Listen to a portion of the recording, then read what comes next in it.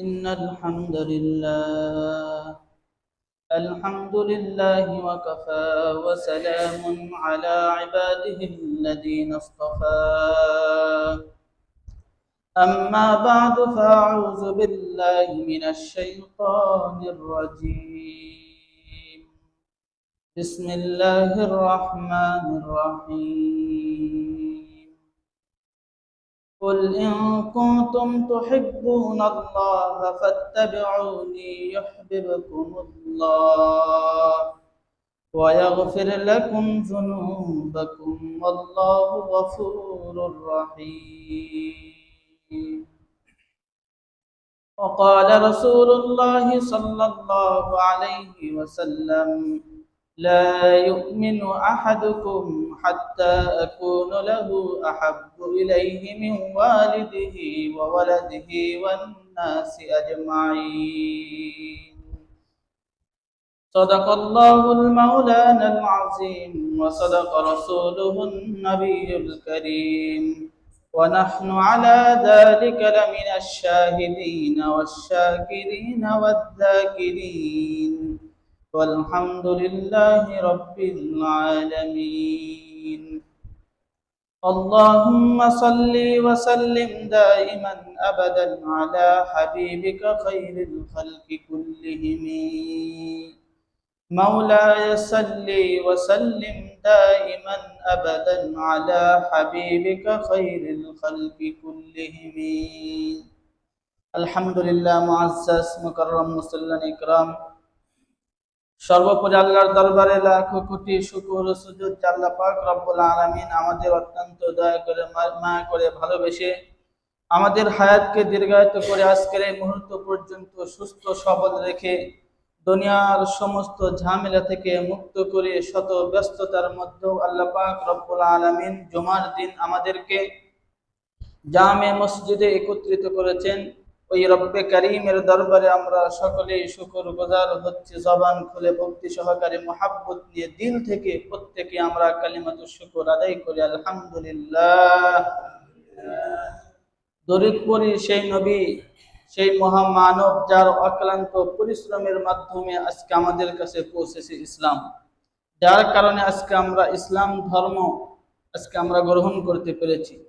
সেই নবীর উপরে আমরা প্রত্যেকে একবার দরুদ পড়ি সাল্লাল্লাহু আলাইহি ওয়াসাল্লাম। দেখতে দেখতে আজকে রবিউল আউয়াল মাসের দ্বিতীয় জুমা। এই রবিউল আউয়াল মাস আসলেই আমাদের মাঝে রাসূলুল্লাহ সাল্লাল্লাহু আলাইহি ওয়াসাল্লামের ভালোবাসা জাগ্রত হয়। কেন? এই মাসে রাসূলুল্লাহ সাল্লাল্লাহু আলাইহি ওয়াসাল্লাম আগমন করেছেন, আবার এই মাসেই রাসূলুল্লাহ সাল্লাল্লাহু আলাইহি ওয়াসাল্লাম ইন্তেকাল করেছেন। গত সপ্তাহে আলোচনা করেছিলাম ঈদে মিলাদুন নবী। ঈদে মিলাদুন নবী নিয়ে গত সপ্তাহে আলোচনা করেছিলাম। বলেছিলাম ইসলাম ধর্মে ঈদ হচ্ছে দুইটা, একটা হলো ঈদুল আযহা আর একটা হলো ঈদুল ফিতর। কয়টা? দুইটা, একটা হলো ঈদুল আযহা আর একটা হলো ঈদুল ফিতর। কিন্তু সাধারণ মুসলমান না বোঝার কারণে আরেকটা ঈদ নামকরণ করেছে মানুষের বানানো, সেটা কি? ঈদে মিলাদুন নবী, যাকে তারা নাম দিয়েছে সকল ঈদের সেরা ঈদ। এই নিয়ে গত সপ্তাহে আলোচনা করেছিলাম। মিলাদ শব্দের অর্থ কি? মিলাদ মানে আমরা বুঝি বাতাসা বিলানো, মিষ্টি বিলানো, এগুলি আমরা বুঝি। আসলে মিলাদ শব্দের অর্থ কি এ নিয়েও গত সপ্তাহে আলোচনা করেছি। রাসূলুল্লাহ সাল্লাল্লাহু আলাইহি ওয়াসাল্লামের জন্ম কি বারে, কত তারিখে? রাসূলুল্লাহ সাল্লাল্লাহু আলাইহি ওয়াসাল্লামের জন্মদিনকে কেন্দ্র করে এই আনন্দ উদযাপন কবে থেকে শুরু হয়েছে?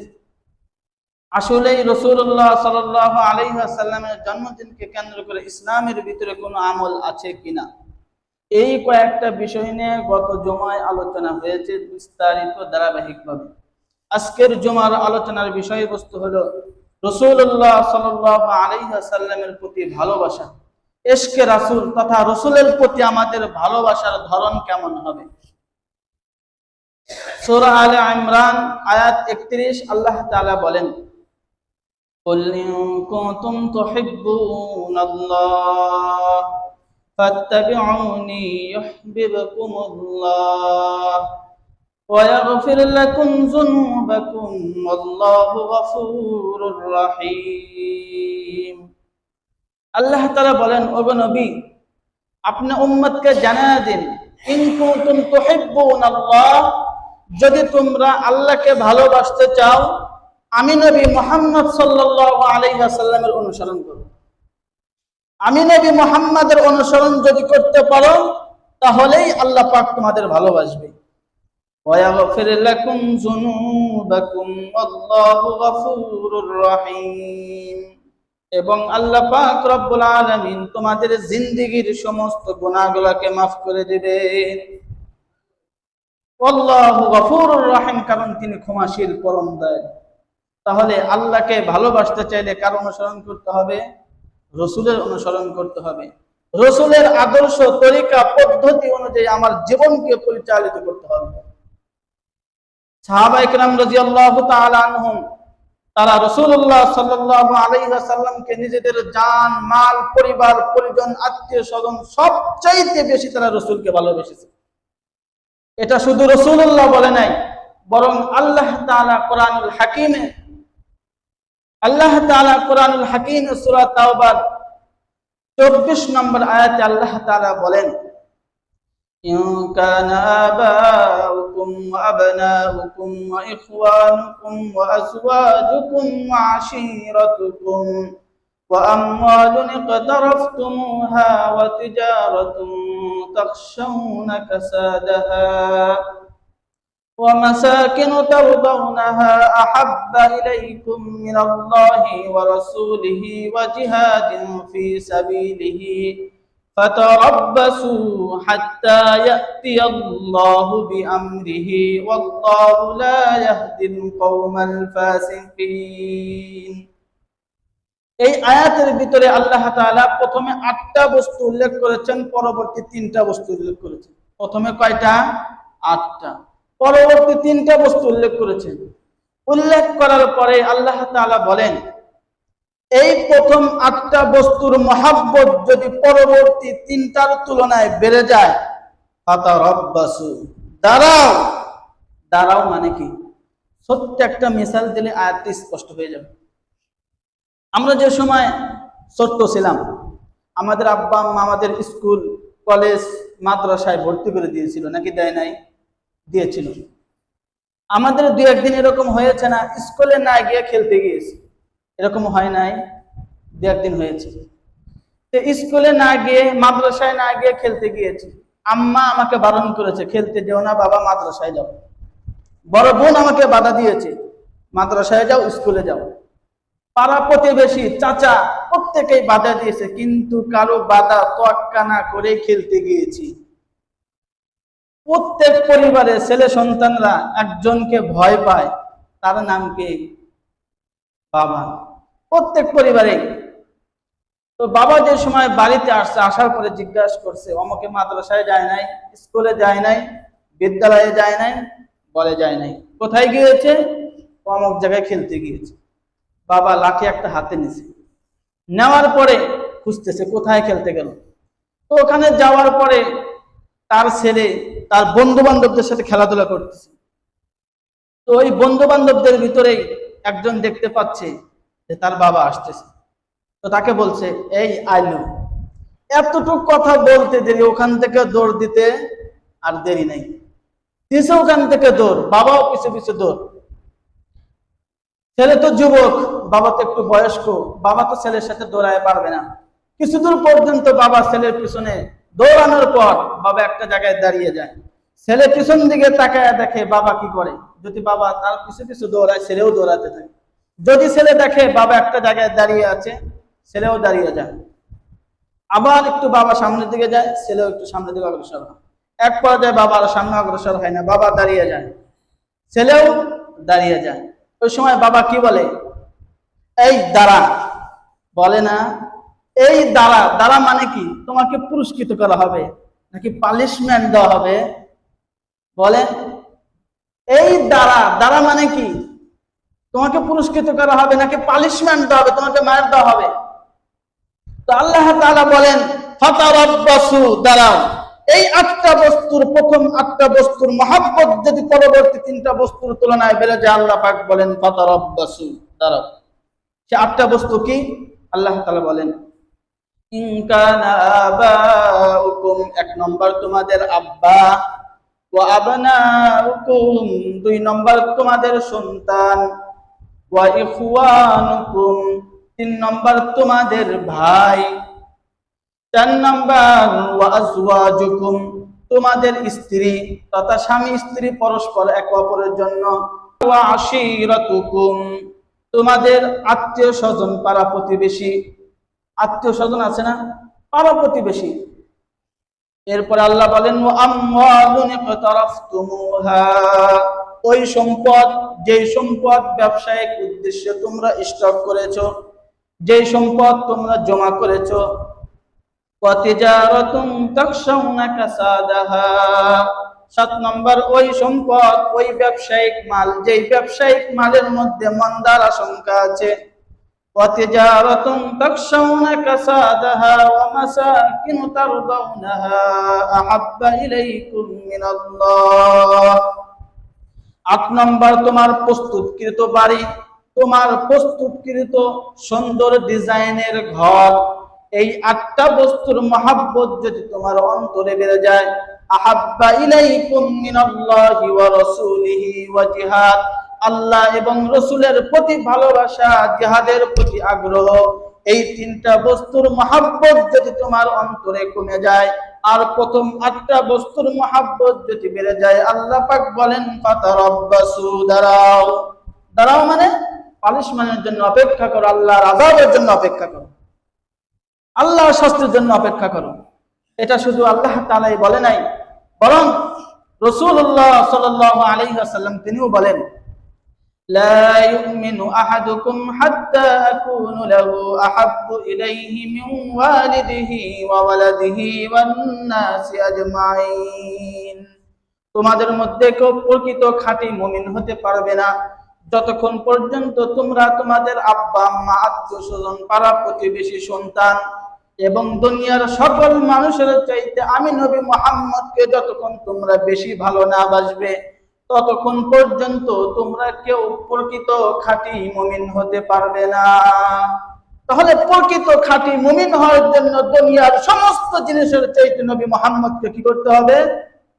ভালোবাসতে হবে, সকলের চাইতে বেশি ভালোবাসতে হবে। তাছাড়া আমি একজন প্রকৃত খাঁটি মুমিন হতে পারবো না।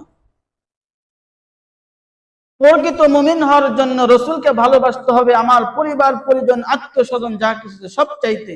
তবে ভালোবাসার ক্ষেত্রে ইসলামের যে বিধিবিধান, যে মাপকাঠি, এই মাপকাঠির ভিতরে থেকে রাসূলকে ভালোবাসতে হবে। ভালোবাসতে গিয়ে ইসলামের ভিতরে যে জিনিসটা নেই, যেই বিধানটা ইসলামের ভিতরে নাই, এমন জিনিস বাস্তবায়ন করা, ইসলামের ভিতরে ঢোকানো, এটা ইসলাম সমর্থন করে না। সুতরাং ইসলামের ভিতরে যতটুক আছে এতটুক মাপকাঠি এবং ইসলামের যে গণ্ডি আল্লাহ পাক যে সীমারেখা দিয়েছে, সীমারেখার ভিতরে থেকেই রাসূলুল্লাহকে ভালোবাসতে হবে। সাহাবায়ে কেরাম তারা বেসেছেন, তাবেঈন, খোলাফায়ে রাশিদিন, পূর্ববর্তী যত উলামায়ে কেরাম, সালফে সালেহিন, তারা ভালোবেসেছেন রাসূলুল্লাহ সাল্লাল্লাহু আলাইহি ওয়াসাল্লামকে। আল্লাহর যে সীমারেখা, যে মাপকাঠি, যে ভালোবাসার স্কেল, এর ভিতরে থেকেই ভালোবেসেছেন। কিন্তু আমরা কি করি? অতি আবেগে রাসূলের ভালোবাসা বছরে একদিন প্রকাশ করতে গিয়ে নিত্য নতুন জিনিস ইসলামের ভিতরে ঢুকে ভালোবাসা প্রকাশ করি। এটা রাসূলের প্রতি ভালোবাসা না, বরং এটা রাসূলের প্রতি দুশমনী। প্রকৃত আশেক বছরে একদিন ভালোবাসে না, প্রকৃত আশেক বছরে 365 দিন এবং প্রতি মাসে, প্রতি সপ্তাহে, প্রতি ঘন্টা, প্রতি মিনিটে, প্রতি সেকেন্ডে রাসূলকে ভালোবাসে। তাহলে ভালোবাসার ক্ষেত্রে বছরে একদিন না, এবং সেটা নিজের মন গড়া ভালোবাসা তৈরি করে নয়, বরং ইসলামে যে বিধিবিধান আছে সেই বিধিবিধান, এই সীমারেখাকে ঠিক রেখে রাসূলকে ভালোবাসতে হবে। যদি ভালো না বাসতে পারি, নতুন কোন জিনিস যদি ইসলামের ভিতরে ঢোকাই, রাসূলুল্লাহ সাল্লাল্লাহু আলাইহি ওয়াসাল্লাম তিনি বলেন, বুখারী শরীফ হাদিস নম্বর 15, আয়েশা রাদিয়াল্লাহু তাআলা আনহার বর্ণনা, তিনি বলেন মান আহদাসা ফি আমরিনা হাদা মা লাইসা ফিহি ফাহুয়া রাদ্দুন। যদি কেউ ইসলামের ভিতরে এমন জিনিস প্রবেশ করায় যেটা ইসলামের ভিতরে নাই, শরীয়তের ভিতরে এমন জিনিস প্রবেশ করাইছে যেটা ইসলামের ভিতরে নাই, ইসলাম তো সম্পূর্ণ পরিপূর্ণ, ফাহুয়া রাদ্দুন, তাহলে সেটা প্রত্যাখ্যানযোগ্য, সেটাকে তোমরা ঢেল মেরে ফেলে দাও, ছুঁড়ে ফেলে দাও। তাহলে ইসলামের ভিতরে যতটুক আছে এতটুকু মানতে হবে, নিত্য নতুন জিনিস আবিষ্কার করে ইসলামের ভিতর প্রবেশ করানো যাবে না।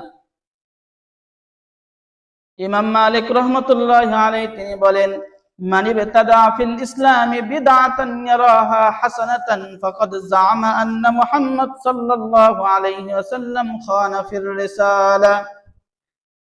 ইমাম মালিক রাহমাতুল্লাহি আলাইহি বলেন, দুনিয়ার কোন মানুষ যদি সওয়াবের নিয়তে ইসলামের ভিতরে এমন কোন জিনিস ঢোকালো যেটা ইসলামের ভিতরে নাই, ফাহুয়া বিদআতুন, এটা হলো বিদআত। ফাখানা মুহাম্মদ সাল্লাল্লাহু আলাইহি ওয়াসাল্লাম খানা ফির রিসালা, মুহাম্মদ সাল্লাল্লাহু আলাইহি ওয়াসাল্লাম তিনি তার রিসালাতকে আমাদের কাছে পৌঁছানোর ক্ষেত্রে খেয়ানত করেছেন। তার ধারণাটা ঠিক এরকম।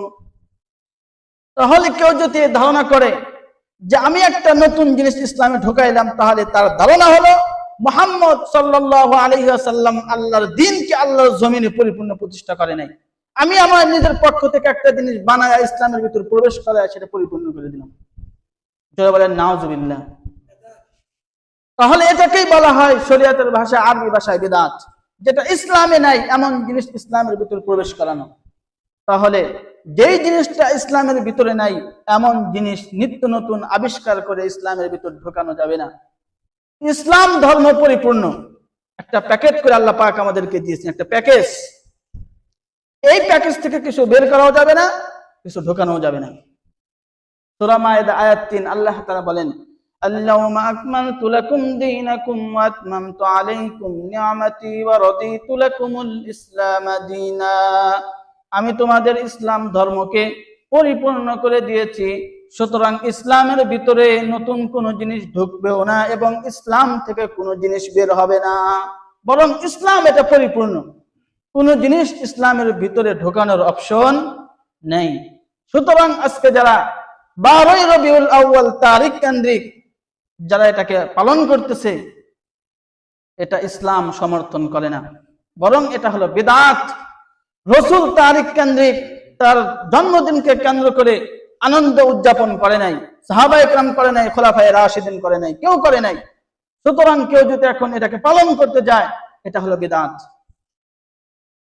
আর যে ব্যক্তি বিদআতের ভিতর লিপ্ত হবে, বিদআতি ব্যক্তির পরিণাম 4টা ভয়াবহ কথা বলবো। 1 নম্বর, বিদআতি ব্যক্তির তওবা আল্লাহ পাক কবুল করবেন না। হাদিসের কিতাব সহিহুত তারগীব ওয়াত তারহিব, এই হাদিসের কিতাবের 54 নম্বর হাদিস, রাসূলুল্লাহ সাল্লাল্লাহু আলাইহি ওয়াসাল্লাম বলেন, ইন্নাল্লাহা হাজাবাত তাওবাতা আন কুল্লি সাহিবি বিদআতিন হাত্তা ইয়াদা বিদআতাহু।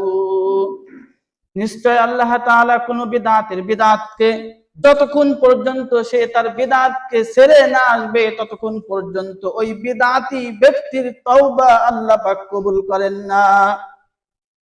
তাহলে বিদআত যতক্ষণ সে না ছাড়বে, সে বিদআত পালন করবে, আবার মসজিদে এসে নামাজ পড়ে আল্লাহর কাছে তওবা করবে, এই তওবা কোনোদিন কবুল হবে না। কাবা শরীফে গিয়ে হজ করবেন আর বিদআত করবেন, আপনার এই তওবা কবুল হবে না। তওবার মাঝে আপনার পর্দা পড়ে গিয়েছে। তাহলে 1 নম্বর, বিদআতি যারা নিত্য নতুন জিনিস ইসলামের ভিতরে ঢোকায়, 1 নম্বর তার পরিণত হলো তার তওবা আল্লাহ পাক কোনোদিন কবুল করবেন না, যতক্ষণ পর্যন্ত সে বিদআত না ছেড়ে দিবে। 2 নম্বর ভয়াবহ পরিণাম হলো, বিদআতি ব্যক্তি যারা নিত্য নতুন জিনিস ইসলামের ভিতরে ঢোকায়, কাল কিয়ামতের ময়দানে হাউজে কাউসারের পানি তারা পাবে না। বুখারী শরীফের 6583 এবং 84 নম্বর হাদিস। এই হাদিসের বর্ণনাকারী হলেন সাহাল ইবনে সাআদ রাদিয়াল্লাহু তাআলা আনহু। তিনি বলেন, ক্বালা an-নাবী সাল্লাল্লাহু আলাইহি ওয়াসাল্লাম, ইন্নী ফারাতুকুম আলাল হাউজি মান মাররা আলাইয়া শারিবা ওয়া মান শারিবা লাম ইয়াজমা আবাদান লা ইয়ারিদান্না আলাইয়া আকওয়াম আরিফুহুম ওয়া ইয়ারিফুনি। রাসূলুল্লাহ সাল্লাল্লাহু আলাইহি ওয়াসাল্লাম তিনি বলেন, কাল কিয়ামতের ময়দানে আমি तमाम পৃথিবীর সমস্ত উম্মতের মধ্যে সকলের আগে আমি হাউজে কাউসারের সামনে উপস্থিত থাকব। মান মাররা আলাইয়া শারিবা, যে ব্যক্তি আমার সামনে দিয়ে যাবে, অতিক্রম করবে, সেই হাউজে কাউসারের পানি পান করবে। ওমান শারিবা লাম ইয়াজমা আবাদান, আর যে ব্যক্তি হাউজে কাউসারের পানি পান করবে, এই ব্যক্তি কোনোদিন আর পিপাসার্ত হবে না, কোনোদিন আর সে পিপাসার্ত হবে না যে হাউজে কাউসারের পানি পান করবে। এরপরে রাসূলুল্লাহ সাল্লাল্লাহু আলাইহি ওয়াসাল্লাম বলেন, লা ইয়ারিদান্না আলাইয়া আকওয়াম আরিফুহুম ওয়া ইয়ারিফুনি, এক পর্যায়ে আমার সামনে আস্তে আস্তে কিছু মানুষ আসবে, আমিও তাদেরকে চিনি, তারাও আমাকে চিনবে। সুম্মা ইউহালু বাইনি ওয়া বাইনাহুম, এক পর্যায়ে তারা যে সময় আসবে তাদের মাঝে এবং আমি নবী মুহাম্মদ সাল্লাল্লাহু আলাইহি ওয়াসাল্লামের মাঝে একটা পর্দা পড়ে যাবে। ফাআকুলু ইন্নাহুম মিন্নি, নবী বলেন আমি বলবো সাথে সাথে, ইয়া আল্লাহ, এরা তো আমার উম্মত। ইন্নাহুম মিন্নি, তারা আমার উম্মতের অন্তর্ভুক্ত। ফায়ুকালু ইন্নাকা লা তাদরি মা আহদাসু বা'দাক, ওই সময় নবীকে জানায় দেওয়া হবে, ওগো নবী, আপনি যে সময় দুনিয়া থেকে চলে এসেছিলেন, আপনি আপনার আমানতকে, আপনার দ্বীনকে যখন দুনিয়াতে রেখে এসেছিলেন, এই ব্যক্তিগুলোই যারা আপনার দ্বীনকে পরিবর্তন করে, রদবদল করে নতুন জিনিস তারা ইসলামের ভিতরে ঢুকাইছে। আপনার দ্বীনকে, আমানতের খেয়ানত তারা করেছে। এই খেয়ানত যে সময় করেছে, এ কথা শুনে রাসূলুল্লাহ সাল্লাল্লাহু আলাইহি ওয়াসাল্লাম তিনি বলবেন, ফাকুলু সুহকান সুহকান লিমান গায়রা বাদি, যেই ব্যক্তি, যেই গোষ্ঠী, যেই জনপদ আমার আমানতকে দুনিয়াতে রেখে আসা, আমার দ্বীনকে যারা পরিবর্তন করেছে, বিকৃতি ঘটাইছে, তারা আজকে হাউজে কাউসারের পানি থেকে দূর হও, আজকে হাউজে কাউসারের পানি তোমাদের জন্য নাই।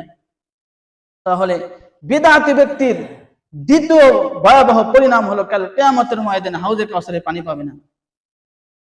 তৃতীয় নাম্বার বিদআতি ব্যক্তির ভয়াবহ পরিণাম হলো এই ব্যক্তির উপরে আল্লাহ তাআলার লানত, পৃথিবীর সমস্ত ফেরেশতা এবং সমস্ত মানুষের লানত। বুখারী শরীফের 3172 নম্বর হাদিস।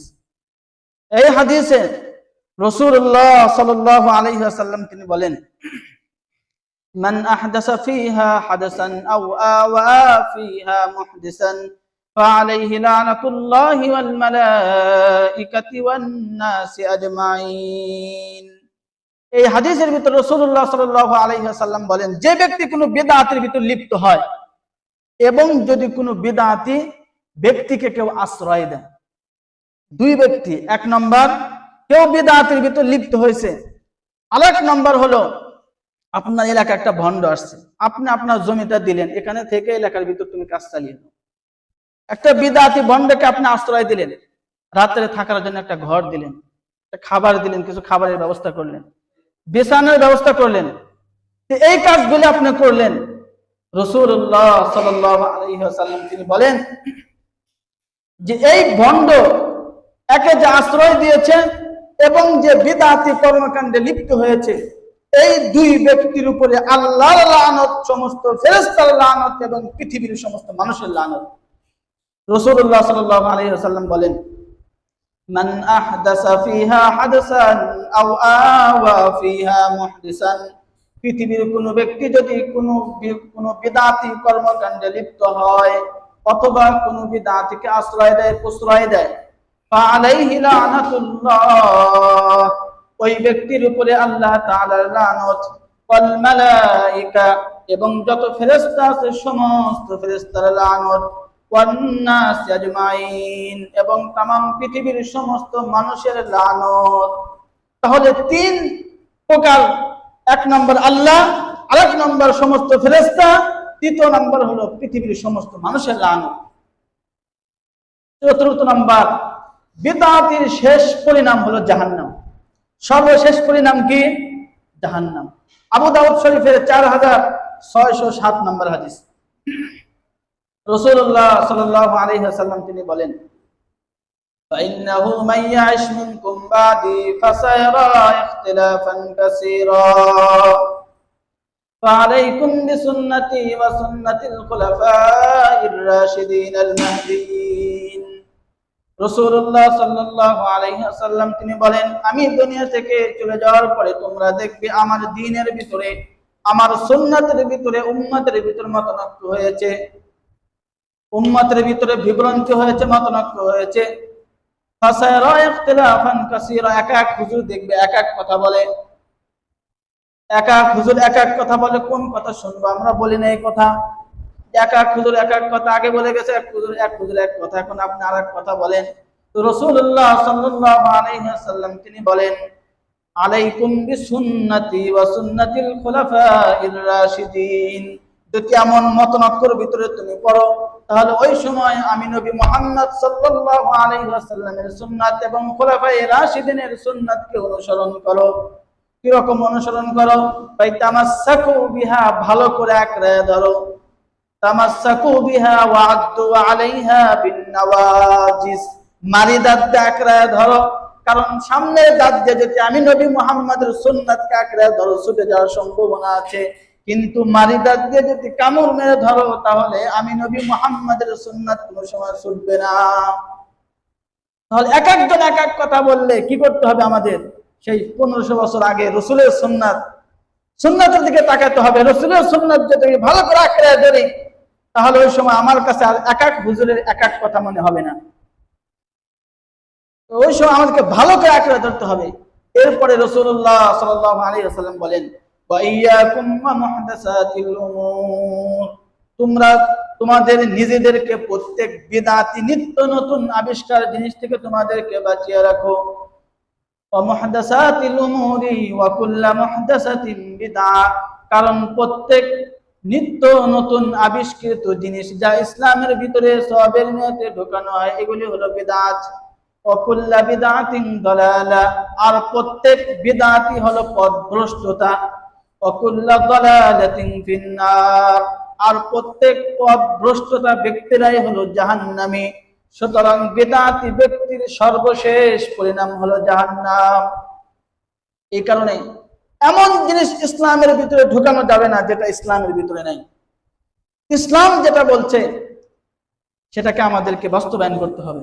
আমি অতি আবেগে এমন জিনিস ঢুকাইলাম যেটা ইসলামে নেই, যদি ঢুকাই সওয়াবের নিয়তে, এটাই বিদআত। এখন আমাদেরকে রাসূলুল্লাহ সাল্লাল্লাহু আলাইহি ওয়াসাল্লাম সমাধান দিলেন, যদি তোমাদের ভিতরে মতনৈক্য হয়, তাহলে ওই সময় তোমরা আমি নবী মুহাম্মদের সুন্নাত এবং খুলাফায়ে রাশিদিনের সুন্নাতকে আঁকড়ে ধরো। তাহলে এখন আমরা দেখব সাহাবায়ে কেরাম এবং খুলাফায়ে রাশিদিন, রাসূলুল্লাহ সাল্লাল্লাহু আলাইহি ওয়াসাল্লাম তারা কি 12 রবিউল আউয়াল পালন করেছেন? আনন্দ উদযাপন, ঢোল তবলা বাজিয়েছেন, জশ্নে জুলুস করেছেন। পাকিস্তান থেকে একটা লোক আসবে, তার গলায় আমরা ফুলের মালা দেব, একটা পিকআপে করে সাজায় সেখানে সবার মাঝে সে চলবে, আমরা পিছন থেকে ঢোল বাজাবো, মোমবাতি ধরাবো, কেক কাটবো। করেছে সাহাবায়ে কেরাম। রাসূলুল্লাহ সাল্লাল্লাহু আলাইহি ওয়াসাল্লাম তিনি বলেন, আমার যুগ হলো সর্বশ্রেষ্ঠ যুগ, এরপরে তার পরের যুগ, তারপর তার পরের যুগ। রাসূলুল্লাহ সাল্লাল্লাহু আলাইহি ওয়াসাল্লাম বলেন, খায়রুন নাসি করনি সুম্মাল্লাযিনা ইয়ালুনাহুম সুম্মাল্লাযিনা ইয়ালুনাহুম, পৃথিবীর মধ্যে সবচেয়ে শ্রেষ্ঠ যুগ হলো আমি নবীর যুগ, এরপরে তার পরের যুগ, তারপর তার পরের যুগ। এই 3 যুগ হলো পৃথিবীর মধ্যে সবচেয়ে শ্রেষ্ঠ যুগ, শ্রেষ্ঠ জামানা। তাহলে এই শ্রেষ্ঠ যুগ, শ্রেষ্ঠ জামানার ভিতরে স্বয়ং নবী কি তার জন্মদিন আনন্দ উদযাপনের মাধ্যমে পালন করেছেন নাকি রোজার মাধ্যমে পালন করেছেন? আমি আপনি কয়েকদিন রোজা রেখেছি রসুলের জন্মদিনকে কেন্দ্র করে? রসুল বাৎসরিক পালন করেছে নাকি সাপ্তাহিক পালন করেছে? প্রতি সপ্তাহে সোমবারে রসুল রোজা রেখেছে, কিন্তু আমরা বছরে 364 দিন রসুলের কথা স্মরণ করি না, একটা দিন স্মরণ করি, সেটা হলো 12 রবিউল আউয়াল। তাহলে রসুল পালন করলেন তার জীবনে, তার জন্মদিন পালন করলেন প্রতি সপ্তাহে একদিন, আমরা পালন করি বছরে একদিন। রসুল পালন করলেন রোজার মাধ্যমে, আমরা পালন করি আনন্দ উদযাপন, মোমবাতি এবং বিভিন্ন ফুলের মালা মানুষকে দিয়ে পালন করি। রসুল বললেন আমার যুগ সবচেয়ে শ্রেষ্ঠ যুগ, রসুলের যুগে কেউ পালন করে নাই, তারপরে আবু বকরের যুগে কেউ পালন করে নাই, ওমরের যুগে কেউ পালন করে নাই, উসমানের যুগে কেউ পালন করে নাই, আলী রাদিয়াল্লাহু তাআলা আনহুর যুগে কেউ পালন করে নাই। 3 যুগ কেউ রসুলের জন্মদিনকে আনন্দ উদযাপনের মাধ্যমে পালন করে নাই। তাহলে এই আনন্দ উদযাপনের মাধ্যমে 12 রবিউল আউয়াল কোথা থেকে আসলো? গত সপ্তাহে বলেছিলাম এটা এসেছে 604 হিজরিতে ইরাকের মসুল শহর থেকে। যে আলেম যেই বানাইছে ওই আলেমের নাম বলেছিলাম আবুল খাত্তাব ওমর ইবনে দেহিয়া। এই ব্যক্তির মাধ্যমে সর্বপ্রথম পৃথিবীতে রাসূলের জন্মদিনকে কেন্দ্র করে আনন্দ উদযাপনের সূচনা হয়েছে।